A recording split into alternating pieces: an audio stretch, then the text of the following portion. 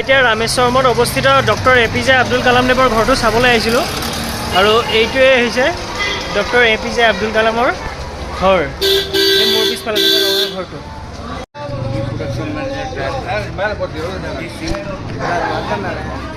এইটো হৈছে doctor APJ Abdul Kalam দেৱৰ ঘৰ, হাউচ অফ কালাম।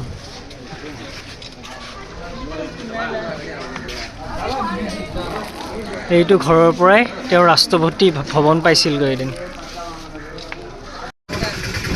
এই ঘৰটো 1910 চনত এনেকুৱা আছিল, পিছত 2012 চনত এই ঘৰটোলৈ ৰূপ দিয়া হৈছে। কিন্তু আব্দুল কালামৰ জন্ম বা যিটো প্ৰথম ঘৰ আছিল সেইটো এনেকুৱা আছিল 1910 চনত।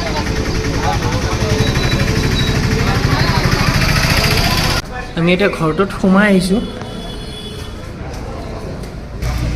এইটো হৈছে ঘৰটোৰ প্ৰথম মহলা, মিছন অফ লাইফ গেলেৰী।